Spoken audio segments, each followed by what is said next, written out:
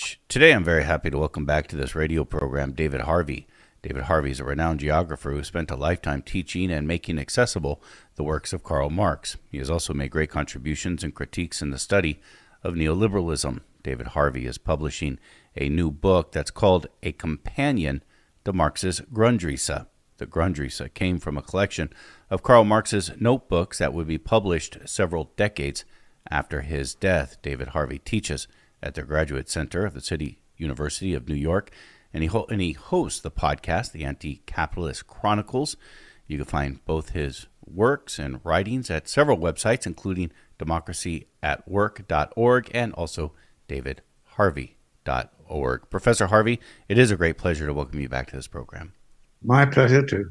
We're going to be talking about Karl Marx's Grundrisse. Tell me about where this book comes from. I said in the introduction it would be several decades after his death that this book would finally be published. What you're writing here is a companion to that piece to help make it accessible, not an easy read. But tell me, why does this book get published? When does this book get published, and why so much later after his death?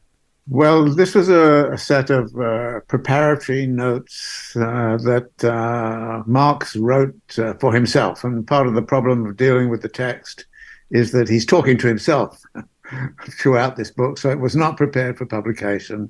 He didn't have any kind of audience in mind. He was just talking to himself about how to understand capital. And he had this project of wrestling with classical political economy, particularly the works of Ricardo, but also Adam Smith and Malthus and all the rest of it.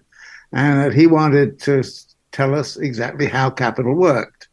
And so he sort of sat down and just wrote to himself. And it's a kind of stream of consciousness product. And of course, it lay around unpublished for many, many years. But then when people started to collect together all of his writings, they came across this particular writing, and it first came out in German in sort of the end of the 1930s, but started to make a bit of a mark in the 1950s, 1960s. And ironically, given I'm in New York, there turned out to be a German version of it in the New York Public Library, which an exile from Europe came across a guy called Rozdolsky, and Rozdolsky looked at it and said, "My God, this is full of fantastic insights, even though it's also a kind of a crazy notebook." He started to come up and say, "This is a very important text that we should look at." And then the English version came out in 1973. And at that time, I was just beginning to get sort of into Marx's works, and I recognized that this is a very, very important text, but it's extremely difficult to follow because Marx, it's like you're going inside of Marx's brain and trying to figure out what it is that he's saying to himself. And sometimes it's brilliant and clear, and other times it's just sort of turgid, kind of on and on and on for pages and pages, where it's not clear at all what Marx is looking for. You mentioned Roman Rozdolsky, again, the Ukrainian immigrant who found this text in New York Public Library in the 1950s. He was also a leading Marx scholar at the time. Yes, he was, but he never had an academic appointment, and he was obviously very much involved in going over Marx's text, and I think he was very remarkably surprised by this finding in the New York Public Library, which is just up the road from where I teach, which is kind of interesting. What does Grundrisse mean? Groundwork. I think it's the background. It's I think that's what the best way to look at it is the preparatory groundwork for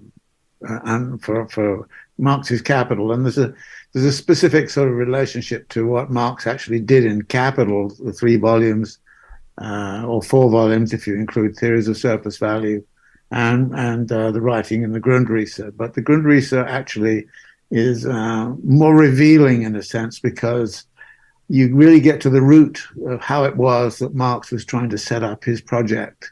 Whereas that rootedness disappears in Capital. You get the results of the study, not the method behind it.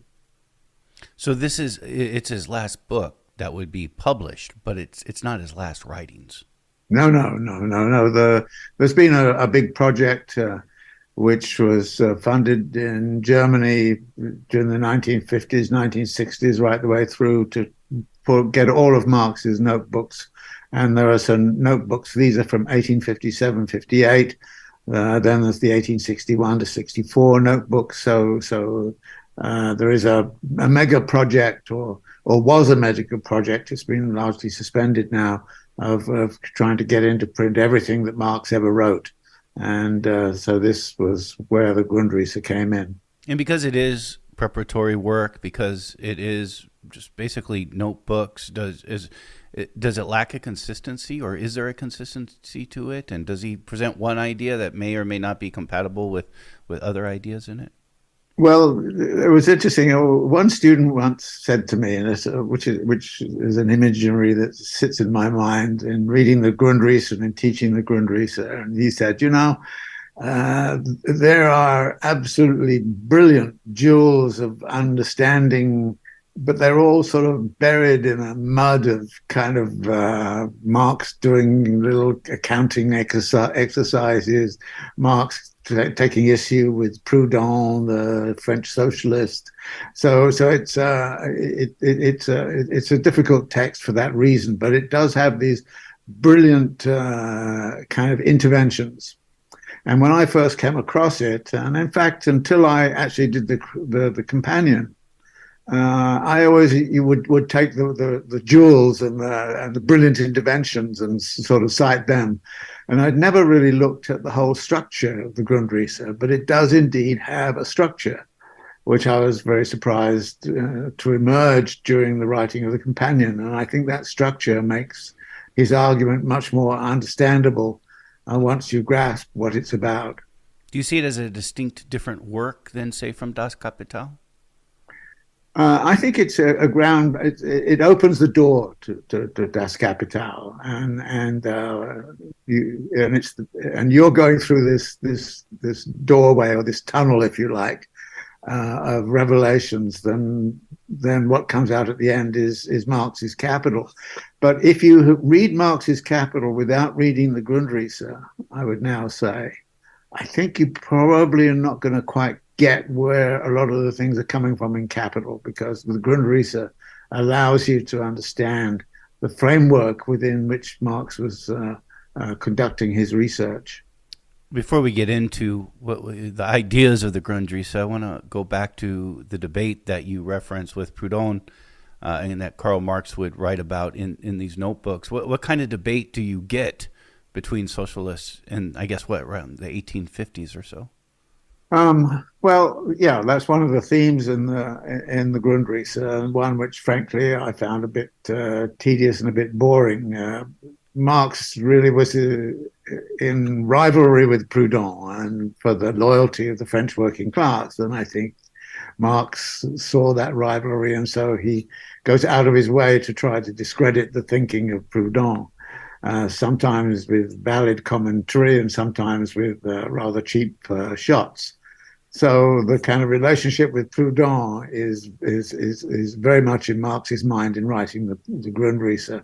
And I tended, when I came across those passages where Marx is doing that, to sort of lay it to one side and say, well, okay, anybody who's interested in the difference between French socialism and what Marx came up with, I think can have a look at that in its own right, but I'm not going to spend a lot of time on it. But one of the things I would kind of comment is this. Marx's theory of capital is very much affected by the factory system in Manchester. So it's the big factories and the industrial capitalism as it was developing in Britain at the time that is really the focus of Marx's interest. Now, industrial structure in France during those years was very, very different. And in Paris, which was the center of a lot of kind of working class politics and all the rest of it, the typical organization was the artisan and the artisan workshop. And so the artisan would be there, sort of making things in the back room and then selling them in the front room on the street, as it were. So it was a very different industrial structure. It was small scale. The distinction between owners and laborers was often, rather masked, because typically the organization would be that the artisan would be doing all of the work. They would have an assistant. The assistant would often be as skilled as they were. So it's a very different kind of world of small scale capitalist production. And Proudhon spent a lot of time kind of saying, well, the main issue that is affecting those artisan workers is access to credit, and it's the monetary system and so on. So Proudhon spent a lot of time trying to revolutionize the monetary system. Now, Marx is kind of way beyond that and kind of saying, look, I'm dealing with these huge factories with hundreds and hundreds of workers in the power looms and all the rest of it. And mechanization is beginning to come in. The power loom comes in, is driving out the artisan workers. So Marx is theorizing the world and the understanding of capital from the standpoint of the industrial working classes in Manchester, whereas Proudhon is theorizing capital from the standpoint of artisan labor in Second Empire Paris. And that, to me, seems to me to be the main difference between them. And now Marx, actually, when he kind of recognized he was basically talking about British industrialism and Manchester industrialism in particular, and he made this kind of comment that he chose to focus on that because he felt this was the image of the whole future of capitalism. It was all going to end up like factory labor. And of course, we still see factories of the sort that Marx was dealing with in places like Bangladesh, of course, in China and so on. We see them. But of course, there are other industrial systems now. And if we kind of said, well, what kind of theory would we construct if we were sitting in Silicon Valley? I think the answer would be it'd be rather different from the one that Marx constructed.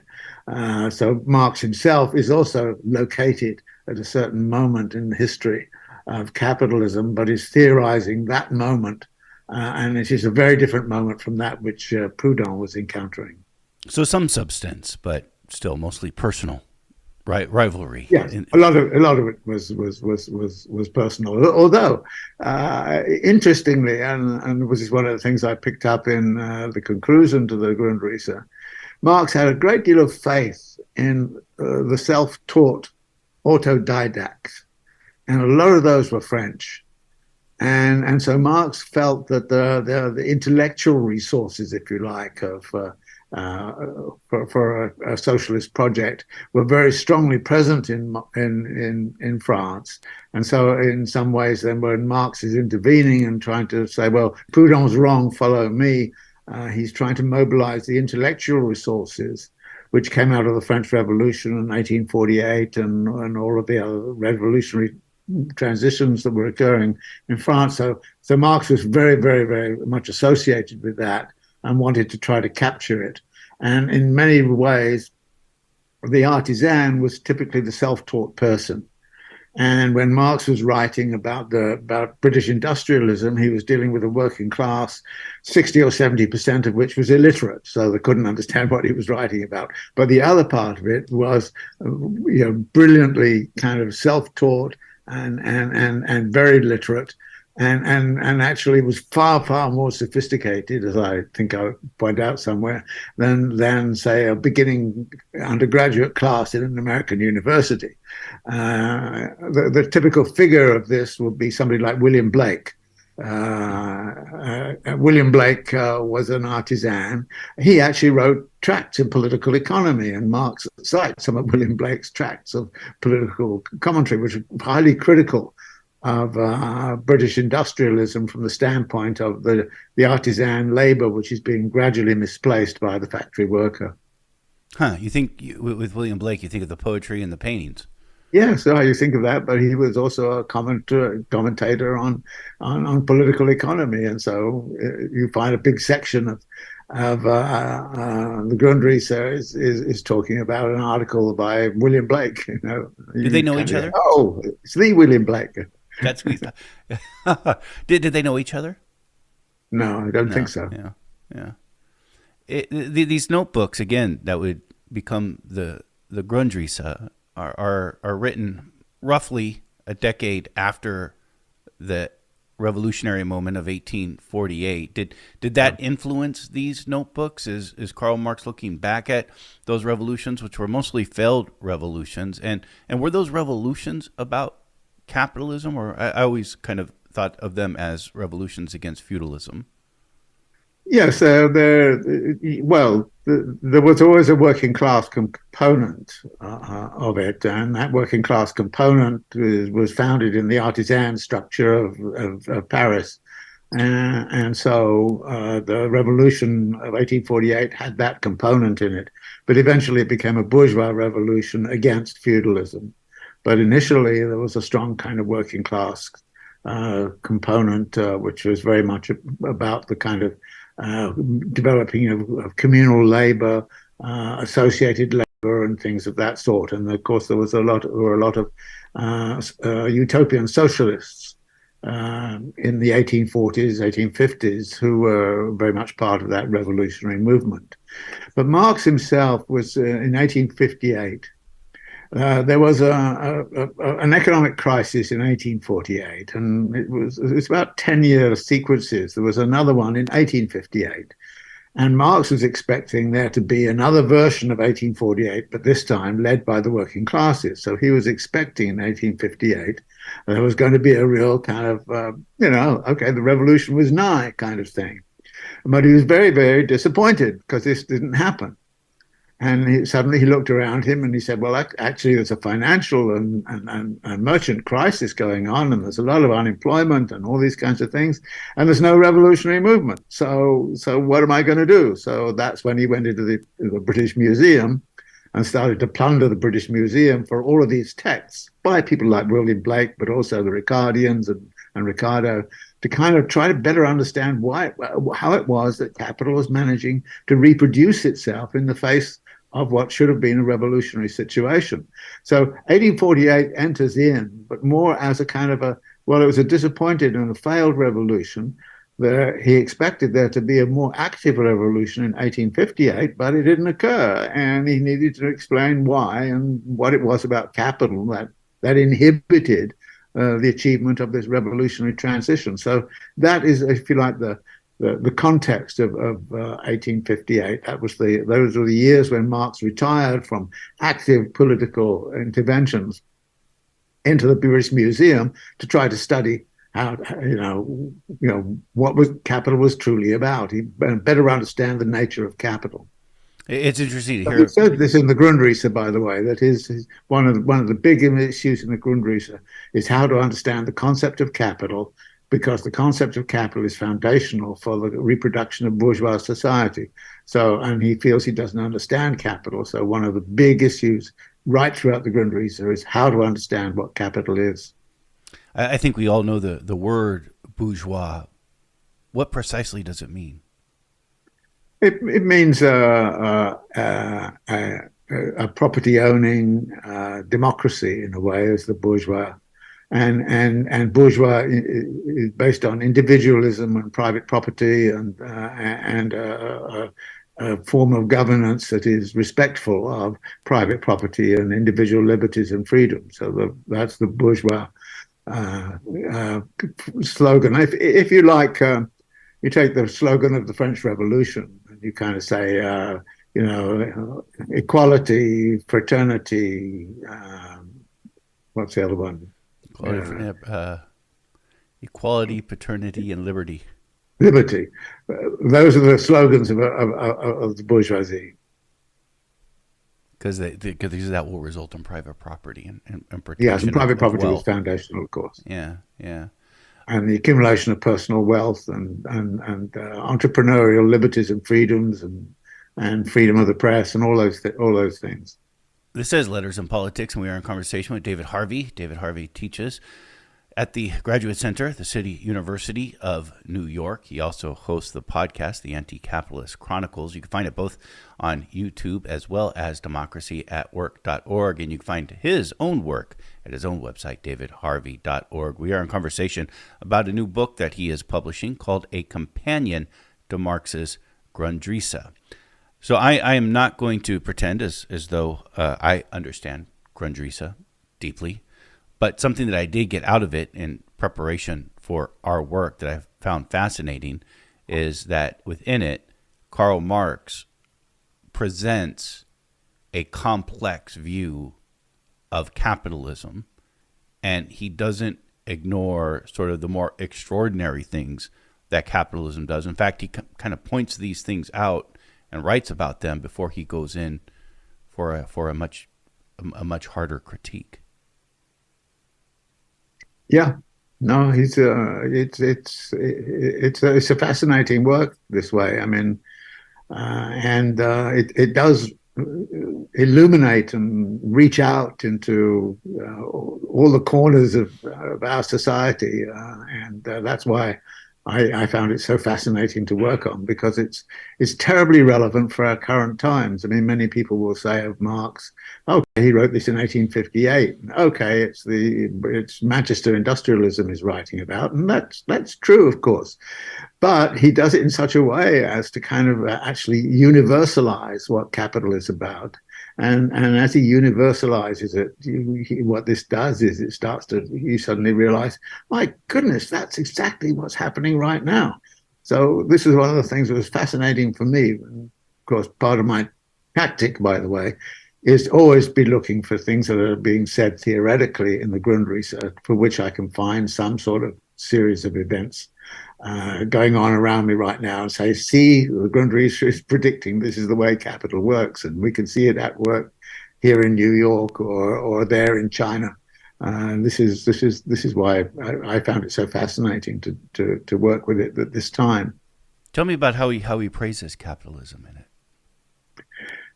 He sees capitalism as a progressive force. And a civilizing force, and this is one of the dialectics which comes out of the Grundrisse, that in part he's kind of writing a tract in praise of capitalism because it gets you out of feudal kind of ignorance and mysticism, and leaves aside, and it's hard nosed, and it's about the material qualities of the world around us, and it is prepared to look at production processes and disaggregate them and understand them on the inside, so that we get modern technology and all of the great things that can come from modern technology. So he's very appreciative, so that at certain points he is that way. But then shortly afterwards, he then kind of says, but a lot of this is toxic. And he starts talking about alienation and meaninglessness of contemporary life under capital. So he has this what I call double consciousness almost of what capital is about. On the one hand, it has this positive side, and on the other, it has this negative side. And I think this is something that came to me as terribly important to understand about what revolutionary movements do. A lot of revolutionary movements say basically, well, if we take power of the state and we manage it, then we can take all of these good sides of capitalism and turn them into something that's really nice, and not recognizing the toxic side of things. And one of the things that happens in revolutionary movements is everything starts off looking fine, hunky-dory and all the rest of it, and everybody's very happy with what's going on, and the new technologies are being used and applied to give more free time to everybody and all those sorts of things. So we find something like that, and then he will kind of say, but on the other hand, there's this toxic side, and you see again and again within socialist movements the encounter with that toxic side, and I think that this says, well, the transition to socialism has to deal with both the positive side of things and use that, but at the same time it has to confront very much the toxic side of what capital social relations are all about. We'll get to the toxic side in a moment, but I just want to put out an argument that you'll hear from pro-capitalists today who will say that Since we have lived under an economic system of capitalism, we have collectively achieved representative democracy. We have abolished slavery. We've had civil rights. We've had suffragist movement and women rights. You have rights for gays, lesbians, transgender people, people with disabilities. If you think about it historically, it's pretty remarkable to have something like the Americans with Disabilities Act. I mean, life expectancy is up. The standard of living is up. Are these is that a false argument? No, it's not a false argument at all. I think I would also kind of say, look, there are many very positive things. The idea that capital has done it all, not so sure. Actually, it's capitalist society has pushed that way, but capitalist society has always been actually partly shaped through class struggle. And a lot of the good things we've got around us, like, say, a good national health system or something of that kind, are the achievement of a class struggle, which pushed that. The fact that we have social security in this country and that we have sort of a better healthcare system now than, I mean, there's Medicare and Medicaid and all those kinds of things. The fact that we have those is not because capital came along and said, no, we're going to make those things. No, they were pushed to it. They were forced to it by class struggle. So I think that we have to recognize that many of the good things we have were not donated willingly by capital. They came about for these other reasons. But having said that, yeah, life expectancy has increased dramatically.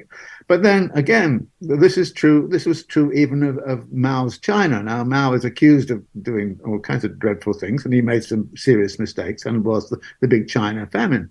But when Mao came to power in 1949, the life expectancy in China was something like 35. By the time he died, it was 65.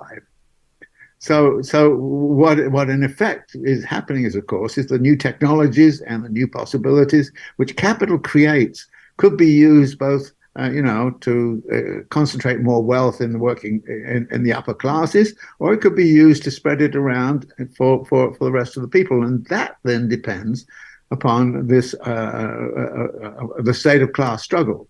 I think we are still living, in a sense, right now, to the degree that we have any kind of social security whatsoever.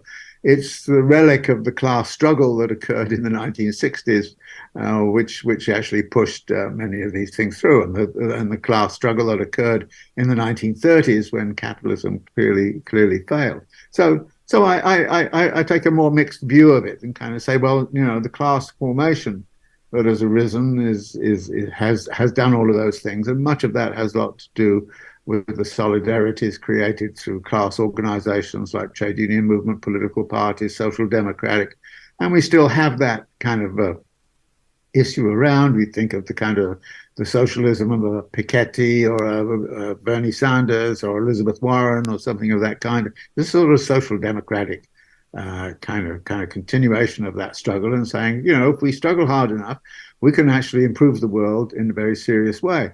But we're not going to ever get rid of the fact, and we still have the fact of the impoverishment of the bottom 40 or 50% of the population. That's still there. It's still an issue, and we look at the class disparities that now exist in wealth and power. Then of course we're looking at something that has to be corrected, and has to be corrected by a political movement, which unfortunately is not very active on that front right now. Yeah, certainly. This is from class struggle that we get these things. There's no question. Sometimes I wonder, though, were these class struggles made possible because of the abundance and prosperity that was created by capitalism? Because life's hard. Like, why do we get these in the last couple of hundred years and not like a 2,000-year tradition of some of these rights that we see today? And I think, well, maybe it's because life was so much harder then, that people were much more cutthroat, weren't worried maybe about somebody else they didn't know and their standing in society. No, I think I think the new technologies, clearly a lot of the technologies have come out of the capitalist class, what Marx calls the coercive laws of competition, forced technological change to be integral to what a capitalist society is about. And that's one of the issues that is raised a great deal in the Grundrisse and in capital, so that capital cannot be a stagnant kind of society. It's bound to be technologically dynamic. And technologies can be used in various ways. You can get generic technologies. So if you have a steam engine, you can use it to make a locomotive, or you can drain, swamps with it. And so these technologies always have positive and negative connotations. And of course, what's interesting to me is that sometimes what looks like a liberatory technology, like the internet and like peer-to-peer computing and so on, what seems like a real positive kind of thing, quickly gets turned over into monopoly power of the big tech companies. So that this again is the dynamics of class relations and class struggle. Do you think the technological advancement that comes with this is a major driver in the criticism then that Karl Marx has towards capitalism, and that being alienation? Yeah, well, one of the things that happens with the new technologies is that they can liberate free time, and one of the big arguments that was made early on was, well, new technologies allow productivity to increase, and as productivity increases, so labor has to work less. And so John Stuart Mill, writing about this, kind of said, but the strange thing is, he says, that the new technologies, which should lighten the load of labor, seem to end up making the load of labor even harder than it was before, because people are tied to the machine. The machine pace of the machine is set by outside. You have to, it's a Charlie Chaplin, modern times kind of picture. And Marx kind of laughs at John Stuart Mill and says, well, of course, because the purpose of the machines is to disempower labor. It's not there to liberate labor. It's there to disempower labor. And to the degree that it can do that, then it disempowers labor. And in disempowering labor, it actually creates more possibility for the concentration of immense quantities of wealth and power in the upper classes. So Marx is not against technology at all, but he's basically saying, look at the uses of the technology and who uses it for what purpose. And the technologies are used to increase the profit rate. The technologies are used to somehow or other discipline labor and to disempower labor, so that labor is more and more, if you like, locked into a particular situation, and they don't have the sort of free time that everybody would like to have. This makes me think of the original Luddites. We use the word today, Luddite, as somebody who is scared of technology or incapable of using technology. But the Luddites were actually workers right around this time. I don't remember exact time, sometime in the 19th century, who were the machine breakers, not because they hated technology, but because they were being disempowered by these machines. Yeah, but Marx has a very interesting point about that. He kind of says, he studied that movement some. And he said the interesting thing, when you look at it very closely, whose machines were attacked.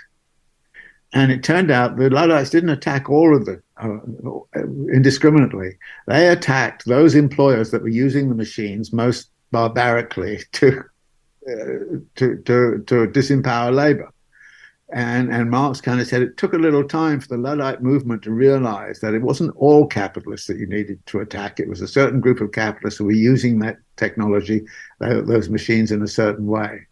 So, and again, I think this is Marx kind of saying something about technology, which is he never takes any technology and says it's all bad. He takes all the technologies and said, how is it used and who uses it and who gets to use it for what purpose? And if it's used as a weapon in class struggle, so he starts to talk about the way in which technology is deliberately created in such a way as to disempower labor. And actually, that was very interesting to me. I did some research on what happened in Paris in the sort of 1870s, something like that, and there was a famous industrialist at the time who was famous for his innovation, and he was asked at some point, "What's the innovation for?" And he had three reasons. One was he improved the productivity of labor.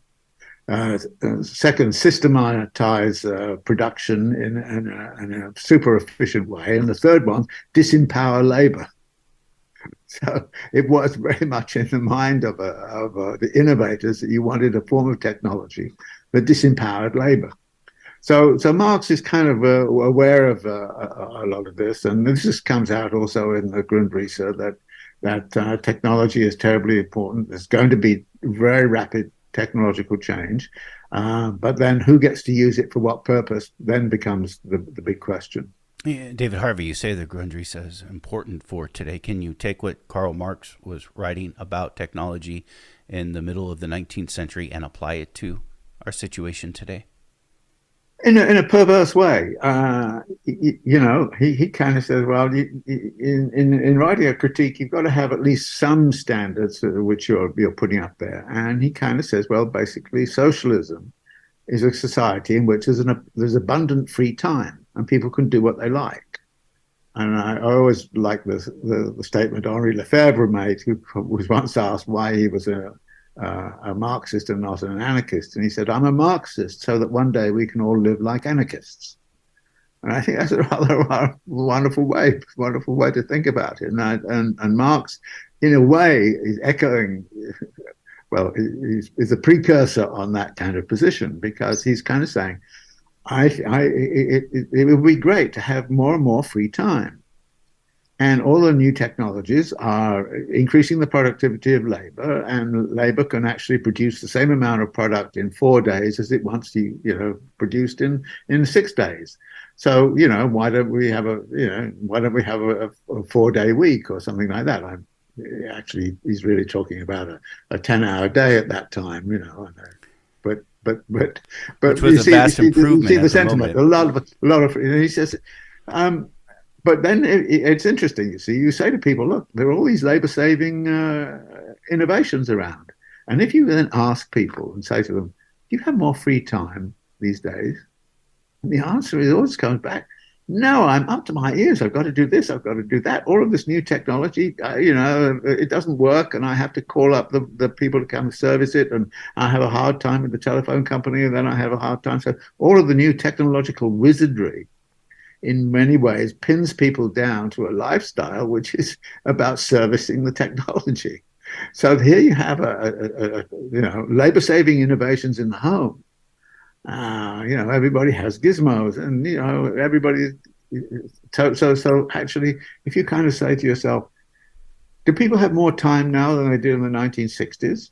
And I can remember the 1960s, and I had a much more free time in the 1960s than I have now, because the daily life has been orchestrated around these new technological capacities and powers. And again, it comes back to Marx's principle. I'm not against labor-saving innovations in the household. I think they're great. But when they start to actually dominate you, and so that you're so busy keeping the vacuum cleaner working and the refrigerator going and if you're caught up with all of those things and the dishwasher not leaking and all of those kinds of things, if you kind of look at it, you kind of say there's a downside to this technological gizmo. Even down, by the way, and this is something that I find really, really fascinating, even down to the way in which these things are provided.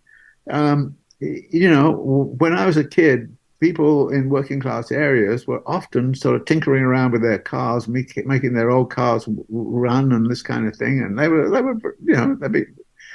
you can't do that anymore because the electronic stuff is so sophisticated. You have to take it into an expert, and it costs you a lot of money. So that actually one of the things that is happening is that the servicing of the machine is becoming such that you cannot do it yourself. You have to go to an agent somewhere, and you have to pay somebody, and you have to pay a warranty on the car going wrong. So if you take all the sophistication there is now in a car, which is full of electronics, I can't do electronics, This the sort of thing where you used to see, working people tinkering with their cars in their backyard and keeping the old clunking thing running forever. You don't see that anymore because you can't do it anymore because the kind of skill you need to put so the technology is a bit of a trap. I suspect that it's Get also, yeah. Hmm? Well, I suspect it's also designed just to be replaced every few years. Oh yes, absolutely. Yeah, you need a new cell phone every 2 years, and you need a new computer every 2 or 3 years. I mean, yeah, Yeah. planned obsolescence, Eh, and they plan it in such a way that, of course, little things like the charger cord, you would have thought have a unified charger cord that would be good for all. No, no, no. Each computer has a different charger cord. So if if you lose a charger cord, you've got to go get that form of charger cord. Really And interesting to think about it, the shift there, because every appliance we used to get, 20 years ago or older, they were all universal. They yes, all right. plugged into the I mean, same socket. And this is the sort of manipulation of the system that Marx does talk about in principle back then, but it's very, very small back then. And we now have it, real, which is a real problem for all of us. we can make profit at every on Yes, every part servicing. of the device. Yes. Yeah. And they make profit on the servicing as well. And that's it. And there's a consequence to the environment for this. Karl Marx, Yeah. in the Grundrisse, writes about the environment. Tell me how he approaches capitalism and the environment. Well, again, it's this positive negative thing. The positive thing is that what capital does to quote relation to nature is you start to recognize that you can utilize, and the purpose of science and understanding of the natural order, if you want to call it that. Your understanding of that can be mobilized so that you increase your productivity and you increase the capacity to do things. And of course, you need on the negative side, you need to extract more and more wealth from the bowels of the earth. So you're going to get all sorts of issues cropping up about extractivism, how much copper is being taken out, how do you get lithium, what does a lithium mine look like? It's rather ugly and rather anti-ecological. So we have a lot of kind of ecological kind of questions. So Marx kind of says, well, on the one hand, capital allows us to start to have a very different relation to nature.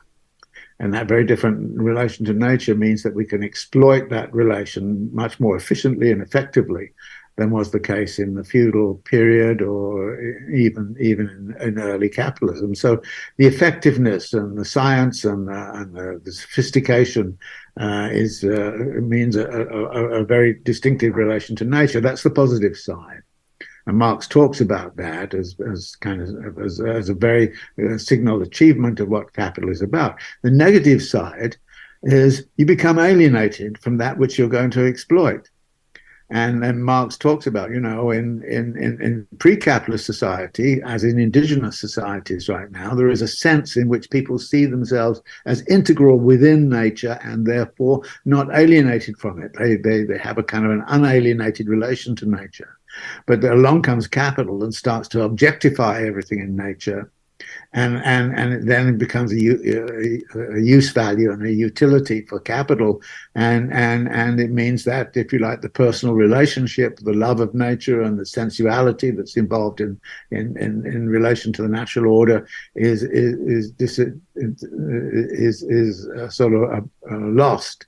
And so he talks about a loss of our kind of sensitivity to the natural world, and it's this kind of, on the one hand, you're getting more productive capacity. On the other hand, you're alienated from that which you're exploiting, and alienation from nature starts to become a terrible kind of problem, which I think most people at some point or other feel that somehow or other they're what's going on out there is something which is hostile to them, instead of them being integral and involved within it. And then, of course, you get the fact that capital is organized, and circulation of capital is organized in a spiral form, which is it has to grow. So the total global capital in 1950 was about $9 trillion, and it's now more than 90 trillion, perhaps $100 trillion. So the size of that means that the stress which occurs through global warming and habitat destruction and depletion and so on, all of those issues are starting to become very, very significant. Capital grows. It has to grow or it dies. And as it grows, of course, it puts more and more stress upon the environment. So again, it's that double consciousness that comes in. There is the positive side of it, and you want to preserve that, and you want to utilize that sensibly and so on. But on the other side, there is this kind of loss of kind of relation to a personal relation and a social relation to what Marx calls the metabolic relation to nature. Karl Marx did not see capitalism as the end of history, meaning that this is just how it's going to be for now on. He saw capitalism burning itself out. Was it in relations to having to extract from the natural world, that it wasn't an infinite world, that it was a finite world, and that eventually you were just going to run out of resources and collapse that way? I think that that's one of the themes that we have to add to Marx. I think that he made some commentaries, and again, what Marx does in the Grundrisse is to open a door and open insights, and the kind of metabolic relation to nature is one of those issues that he opens the door and says we've got to consider this very seriously, but he doesn't go all the way with it at all. And the way I would look at it is he's opened the door for us. We have to walk through the door, and we now have to see what's on the other side of that door and what the problems are. And in Marx's day, of course, environmental issues were very local. It was a local pollution of water, local air pollution, local fetid, slums and things of that kind. We then get regional kind of problems like acid rain. We get global problems like global warming and habitat destruction and species extinction and all those kinds of things. We are in a different world right now, and a different set of issues need to be addressed. And I think that I'm sure Marx would say, yeah, well, of course, I mean, if that's the way the world has become, then you have to address it. So we need to address that. But here, I think is very important argument that comes up in the Grundrisse quite a bit, which is increasing mass, the increasing mass of product, the increasing mass of capital, the increasing mass of the working population, the increasing mass of extractivism and mineral exploitation and so on. So when you kind of say, well, actually Marx designed some particular laws of motion of capital, one of the laws of motion which is important is the increasing mass. And then you kind of say, well, what's happening with that increasing mass? And you look at something like plastics. Well, plastics were invented, I don't know, 1970s. They started to be used in bottles and so on in 1973. Now the mass of plastic in the world has become a real big problem. And I choose plastics rather than global warming because you can see right away that it's the increasing mass. I mean, when I was a kid, the idea that you drank bottled waters was ludicrous. But now, half the world is drinking bottled water, and bottled water is marketed in plastic bottles. And so you've got this huge kind of mass problem. And there are times when you can have an environmental problem, but it's so small and it doesn't really matter that much. But we've now got to a point with plastics that it's become a global problem, and we've got a global problem with climate change. We've got a global problem with habitat destruction and therefore species extinction. We've got all of those problems which arise out of the increasing mass. And it's very interesting that Marx kind of says capital is not a circulatory system, it's a spiral. And it's a spiral, it's a vicious spiral. And that then leads into this kind of real problem. You cannot maintain the spiral form without actually destroying the climate. You cannot maintain the spiral form without destroying Amazonia and all the rest of it. So this is where it's not so much that capital will exhaust itself. It's just that capital will create so many serious problems.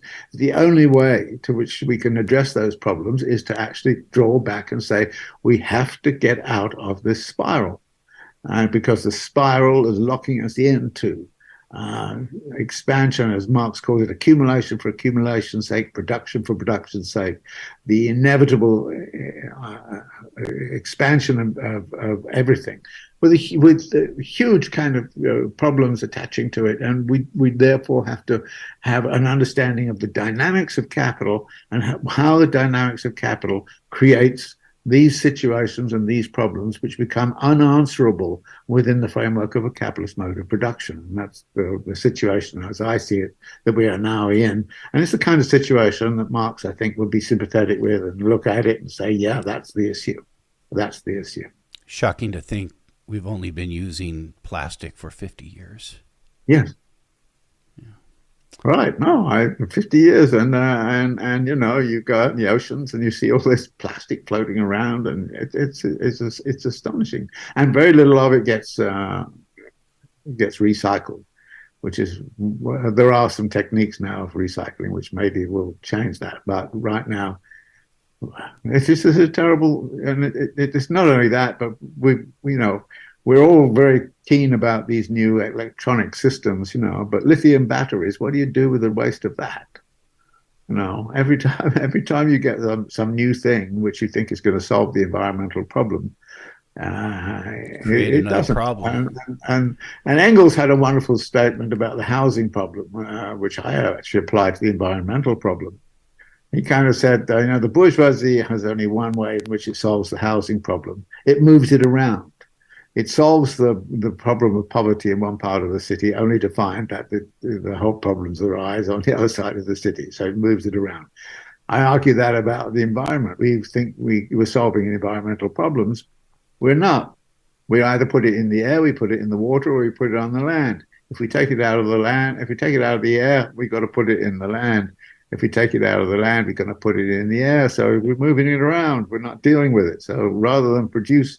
So a lot of environmental politics are about the moving around and not really about solving the problem by actually reducing the basic forces creating the dilemmas. David Harvey has been our guest. Again, David Harvey teaches at the Graduate Center of the City University of New York. He has joined us for a conversation about a book he is publishing. It is called A Companion to Marx's Grundrisse. David Harvey, as usual, I've enjoyed our conversation very much, and I thank you for taking this time to join us today. No, my pleasure, and I really hope that Companion to the Grundrisse will help people understand how capital works.